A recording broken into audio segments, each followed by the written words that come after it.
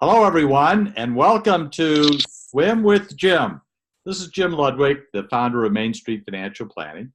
And today we have with us Jim Blankenship from Blankenship Financial Planning near Springfield, Illinois. That's 4 hours south of Chicago. And Jim has been a financial planner for a long time and an enrolled agent, which means he does taxes very specifically for even longer than that.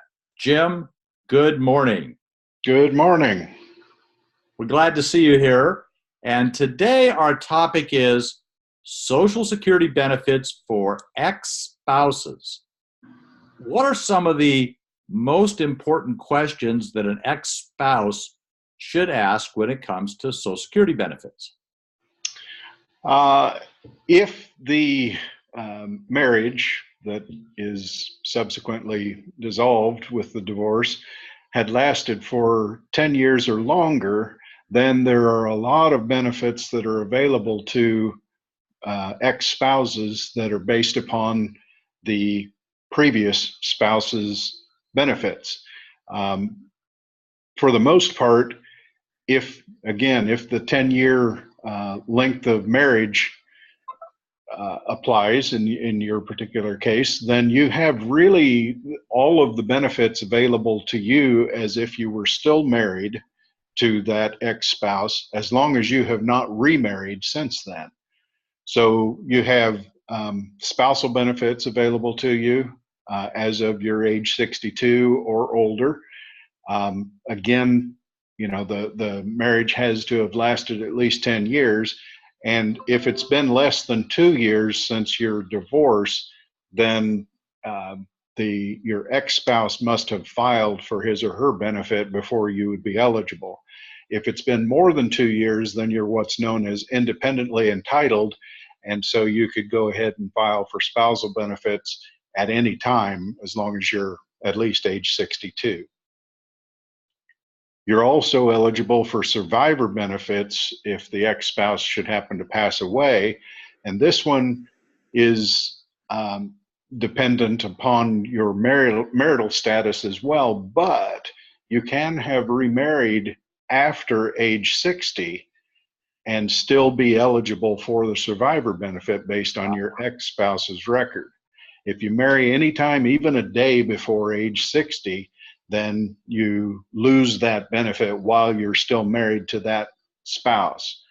If the current marriage, which began perhaps before age 60, were to cease either by your current spouse passing away or a subsequent divorce, then your eligibility for survivor benefits and spousal benefits based on the ex-spouse's record would be restored.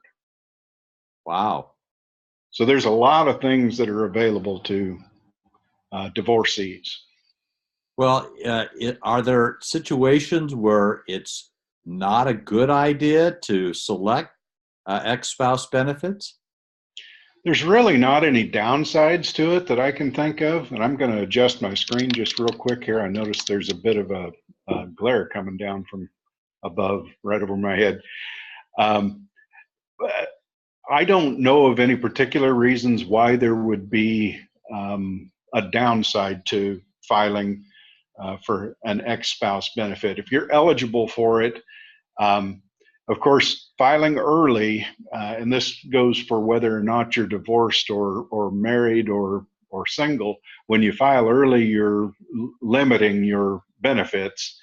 And if you're filing for a spousal benefit early, you're also filing for your own benefit early. So you receive reductions to all of the benefits that are available to you if you have filed at some age prior to your full retirement age, which these days is age 66, and it ranges up to age 67 for folks that were born in 1960 or later. Got it. Well, they changed some of the rules on Social Security a few years ago. Did that affect ex-spouses? Only to the extent that it affected all beneficiaries, all potential receivers of benefits. There's a particular provision known as restricted application, which allows an individual who is at least full retirement age to file for a spousal benefit separate from their own benefit and allow their own benefit to accrue the delayed retirement credits up to perhaps age 70. This particular provision was eliminated for anyone who was born in 1954 or later.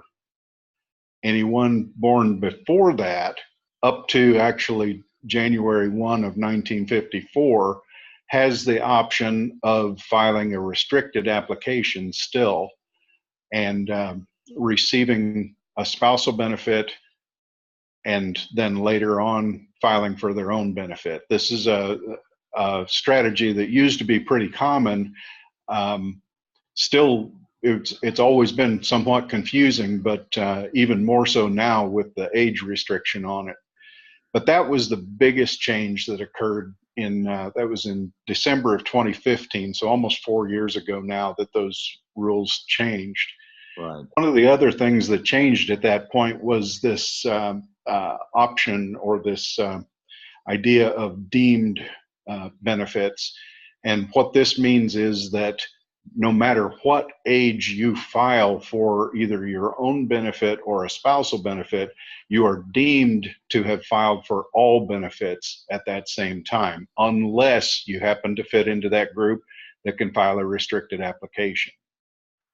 It's important to note, though, that deeming does not impact survivor benefits. So, for example, if you are eligible either as a widower or as an ex-spouse widower, then you can file for the survivor benefit and it doesn't impact your own benefit, or vice versa. So, for example, if you were 62 years old and your own benefit was something a bit smaller than what the survivor benefit could be, you can go ahead and file for your own benefit and receive that for 4 years up to the point when the survivor benefit would be maximized. Then you can turn around and file for the survivor benefit, and your earlier filing has no impact on that. That's important. That's important to know, Jim. Mm-hmm. Any final thoughts to ex-spouses that we should pass along to the viewing and listening audience? Just that it really pays to know how the rules work and to get a good understanding of what is available to you, even if you haven't necessarily been in contact with an ex-spouse for many, many years.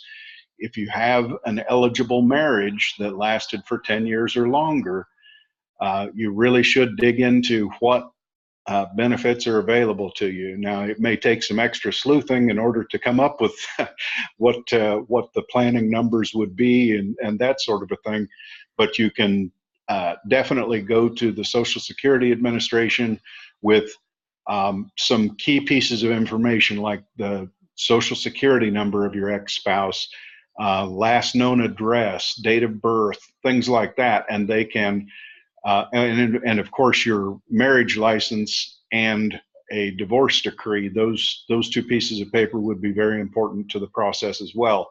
With that information, you can go to the Social Security Administration or call them up and have them get you the information about what potential benefits you could have available to you. Jim, that's great information.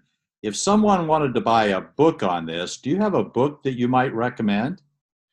Very definitely. I have a book that was written specifically about this subject. It's called Social Security for the Suddenly Single, and it's all about divorcee Social Security benefits.